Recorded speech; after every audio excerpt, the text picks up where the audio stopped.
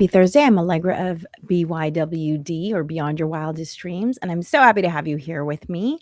If you are joining me for the first time, welcome. My podcast, the Harness the Power of Planning podcast, which this live video cast always goes up as, is now heard in like 90 something countries. And so I thought it would be fun to start every podcast saying a little bit about those different countries because I have lived in the United States most of my life, and I want to learn more about where you all are from.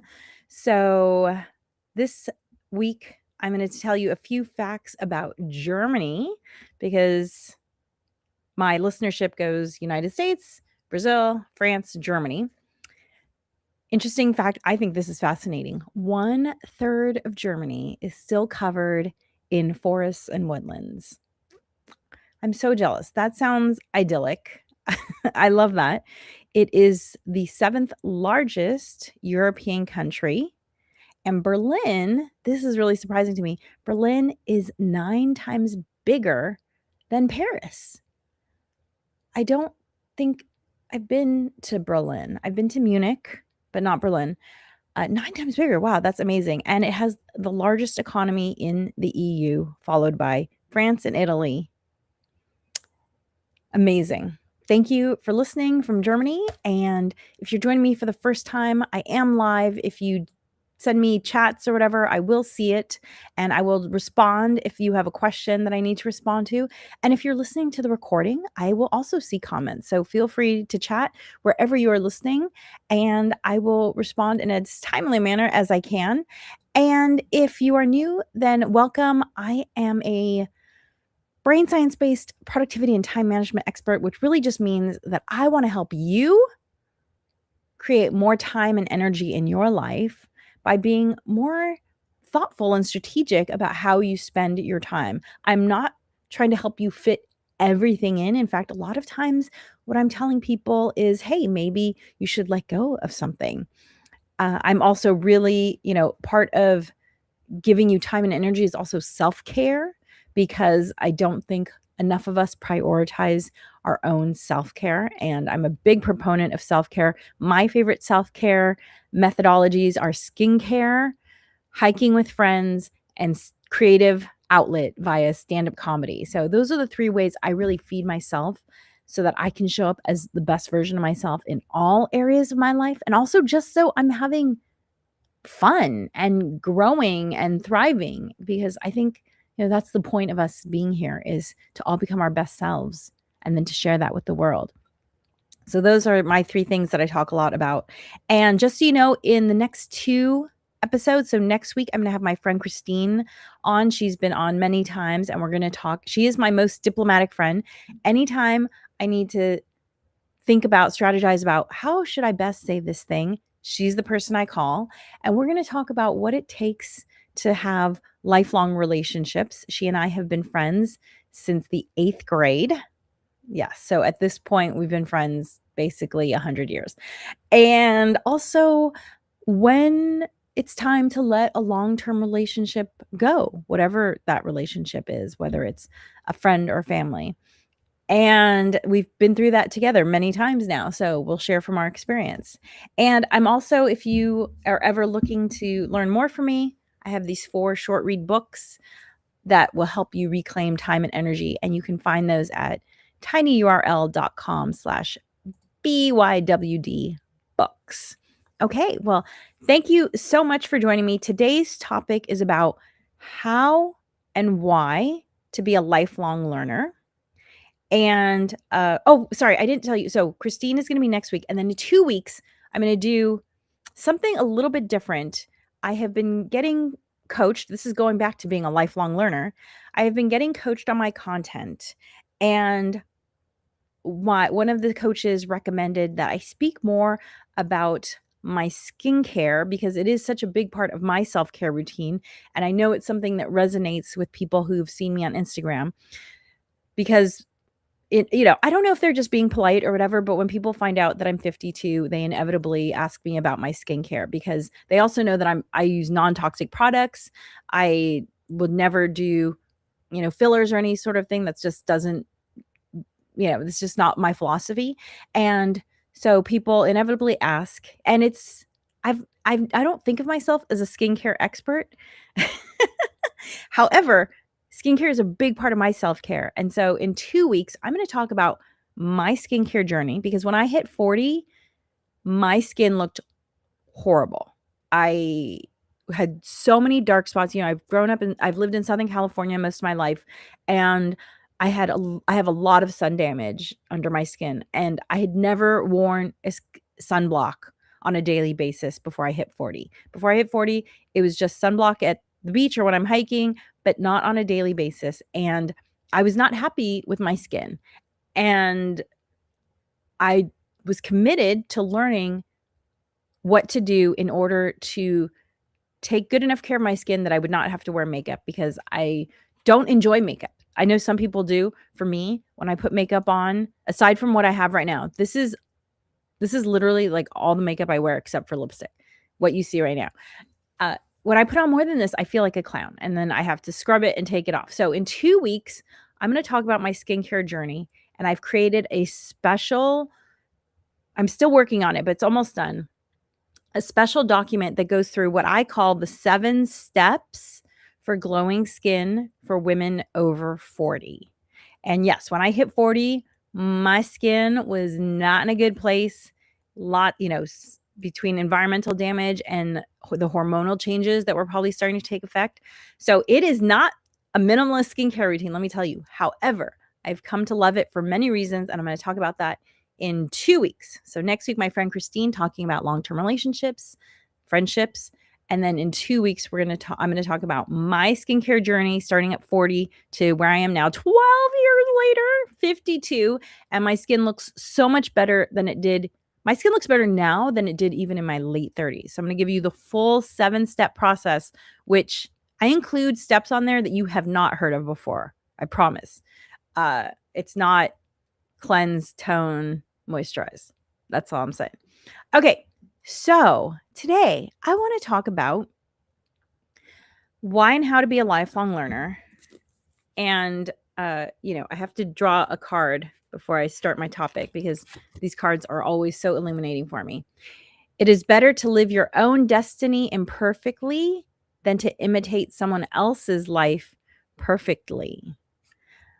The Bhagavad Gita. Oh, so that's the Hindu religious text. It is better to live your own destiny imperfectly than to imitate someone else's life perfectly. Oh my gosh. Yeah, I feel that really hard. I mean, I don't think I've lived anyone else's life perfectly or imperfectly. And I can say that for sure because I was actually talking to someone the other day and okay, thank you, Amanda. Yes, Amanda is 73 and everyone guesses I'm 55 because I take care of myself. Exactly. That's what I really started prioritizing was taking care of myself. At 40, I realized I need to take care of myself because no one else is going to take care of me for me. And the thing is up until 40, you get to kind of coast. And then after 40, you have to decide, okay, which way do I want to live? And so anyway, yes, I do read the chat, Mr. Keep It Simple. Okay, so let's just go back to that card that I just pulled because it is better to live your own destiny imperfectly than to imitate someone else's life perfectly.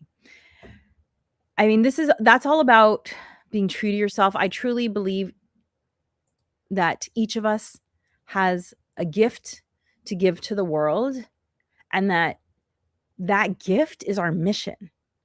And if we aren't giving that gift, then we're not doing what we're here to do. And to me, that goes back to your own destiny because, I was coaching a client yesterday. It was fascinating. So I do one-on-one productivity and time management coaching. And I have this client who is running a campaign to raise millions of dollars for a nonprofit. And the campaign culminates with a gala event in October.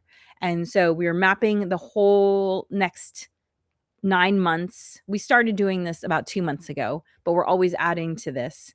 And, there's a lot of flowing over to his personal life in this giant 1-year calendar whiteboard, because you have to think about your personal life when you have your professional life. He has all these events he has to do for his campaign that he's working on. But I said, okay, well, do you have vacations, and where are those? And are you making sure that you're getting what you need to get done before you leave on vacation? And are you leaving enough recovery time afterwards? All the stuff that goes into planning. And he said to himself, he said to me, I think another version of me would do this better. And I said, whoa, whoa, whoa. There's never going to be another version of you, because the combination of DNA that came together and the combination of life experiences that you have had is never going to be the same. I mean, think about it. I think that's so interesting. You are the only you there will ever be. Even and he was like, he's a math guy. And he's like, well, technically, if you go to infinity, there's probably going to be another. I was like, okay, probably humans will not be around anymore by the time another you with exactly the same experience. Again, it's just not possible. You are the only you there will ever be. And if you don't share whatever it is that you have developed over your lifetime and with your DNA, then we are going to miss out on the gift that you have to share. So thank you, Bhagavad Gita, for reminding us that. I think about that all the time. That's why I do this podcast. That's why I do my stand-up comedy, because I feel like that is my mission. And if I don't do that, how imperfectly I do it, then I won't do it at all. And that would be me missing out on what I'm supposed to do. Okay, so how and why to be a lifelong learner?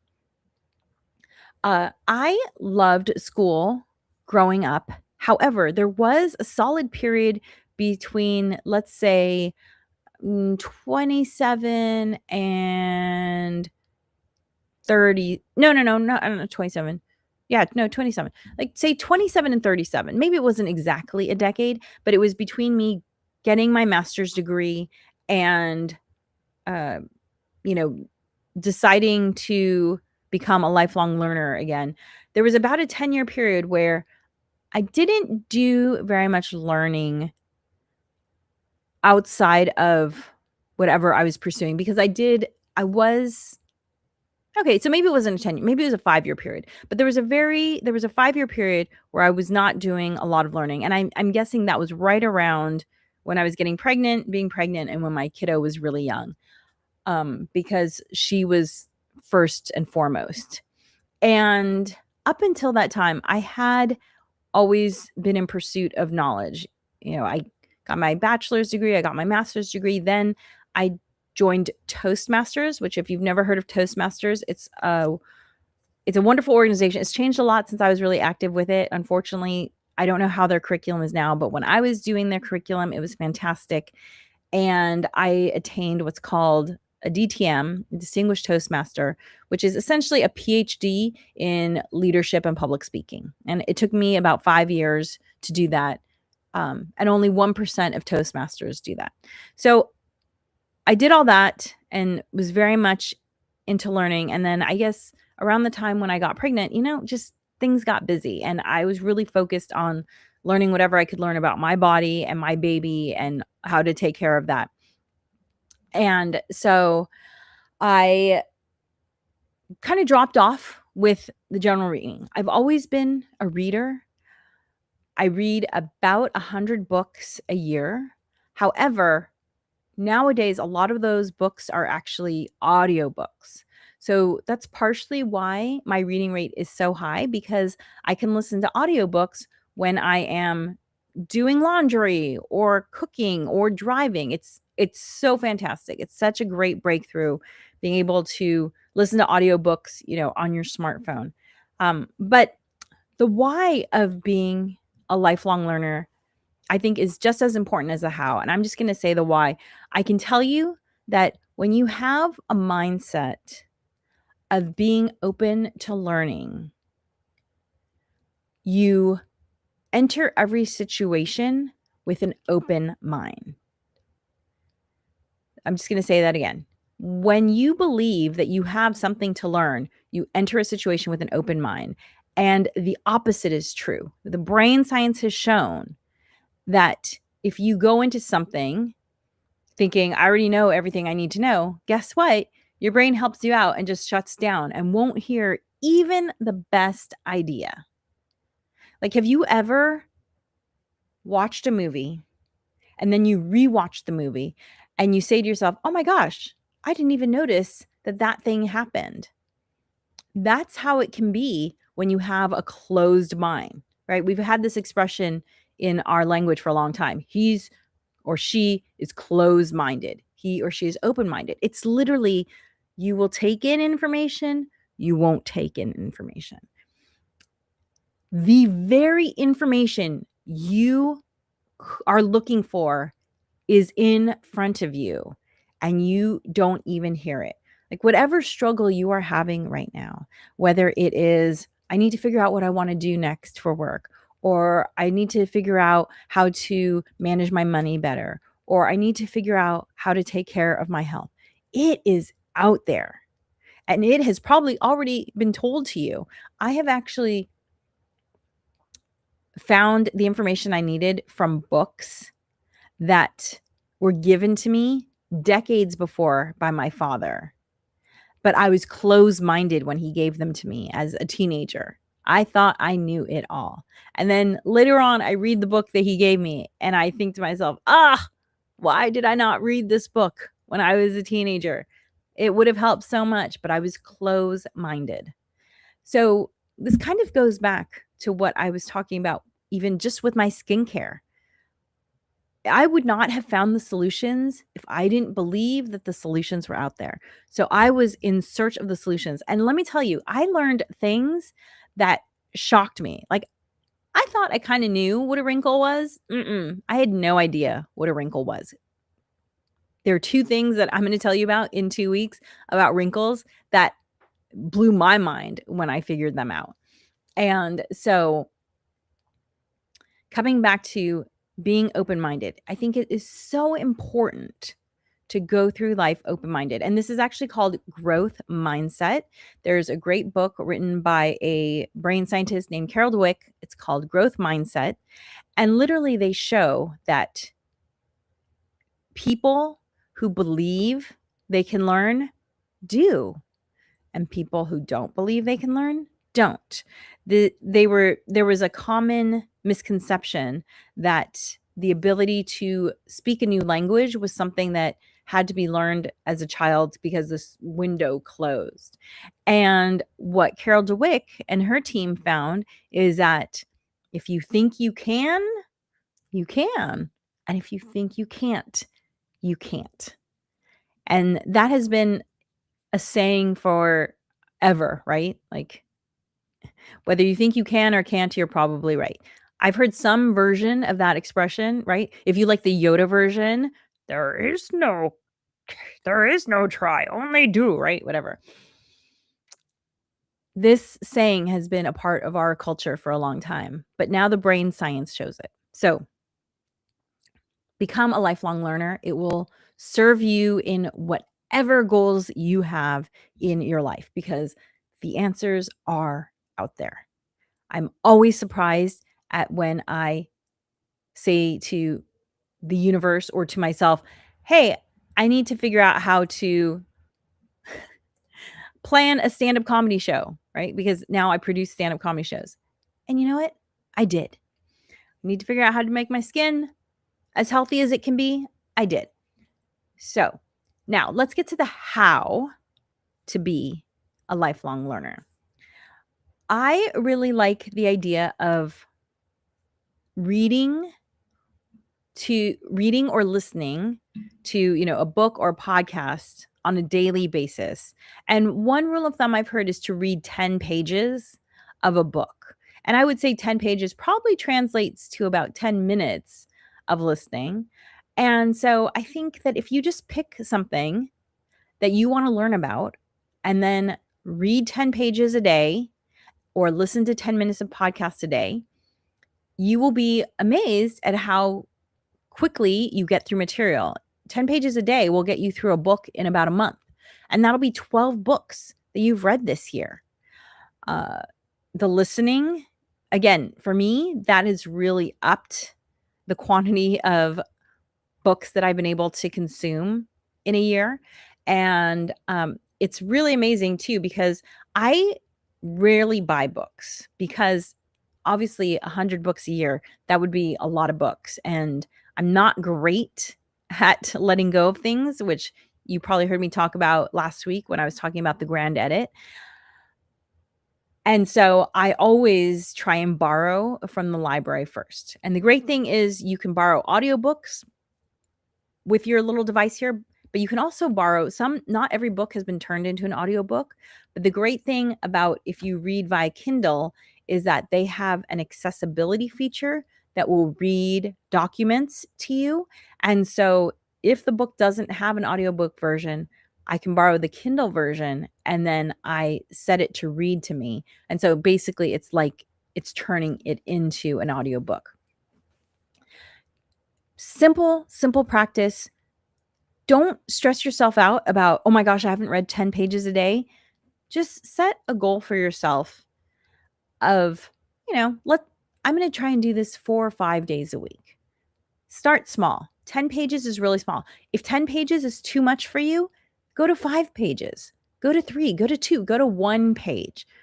Go to the smallest amount that you need to do to make this an almost daily habit, and then you'll go up from there. You have to kind of just squeak it in. I've talked about this before as well. This is part of the Kaizen method about making a teeny tiny change, whatever amount you need to do in order to make it doable. Do that. And then, just get a little bit bigger, make that space a little bit bigger as time goes on. So 10 pages a day. I look forward to finding out how this works for you because 12 books a year, that's a lot of new information you can introduce to yourself. Now, I just want to give you a little bit of a follow-up on the grand edit. I've been talking about how this is year 3 and this is my final year of the grand edit. And it's interesting because I actually have read 2 books in the last couple of weeks, both around editing, because as I mentioned, I am a very sentimental person. And so it can be hard for me to let go of things. Also, I'm a very practical person. So between being sentimental and practical, it's either, oh, so-and-so gave me that, I don't want to let go of it. Or someday I might need that, I don't want to let go of it. And when you get to my age, you've acquired a lot of things. So knowing that there's information out there that could help me, and because I'm a lifelong learner, I've read 2 books in the last couple of weeks. One was cleaning house, how to clean house while drowning.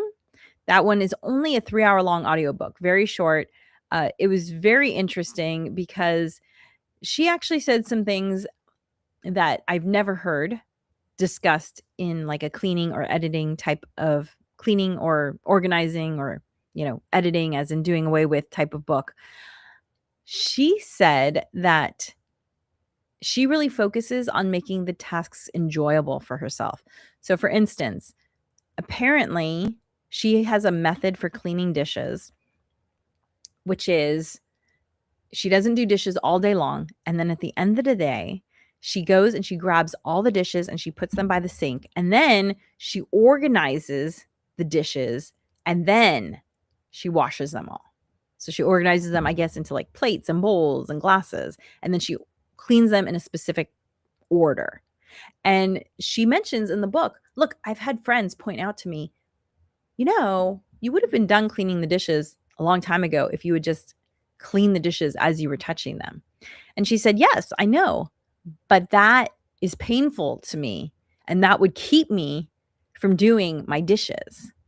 And so by making it palatable for her, that's how she gets through her dishes. And I thought that was really, really interesting. She also talks a lot about, does a space function? She clarifies that you can be organized and not be tidy. And that is me. I am very organized. I know where everything is. I can find it for you in a heartbeat. However, I do have quite a few piles.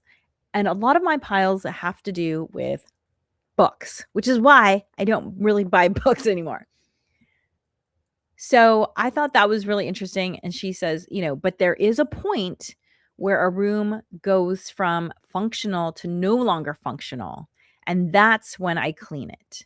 And I thought that was a great point, is that there is a point where, like, I'm just kind of a maximalist between my sentimentality and my love of information. However, there is a point where things start to feel less organized, and that's when it's no longer functioning for me. And so that was a great point, and I actually did some changing of things and released some things because of that. I don't know if you see here, I have a new background. This was actually part of it because the cloth one, it was harder to put away, and it made my space look cluttered in a way that it's very easy to put this room divider away, and this office space looks so much neater without it, that I'm really loving what I learned from that book. The second book I read is called The Year of Less. And it's interesting because some books tell you how to do something, and some books tell you why to do something, and some books tell you both. I always strive for both, by the way, in my books. So the first book, How to Clean House While Drowning, I felt like that was a little bit more how.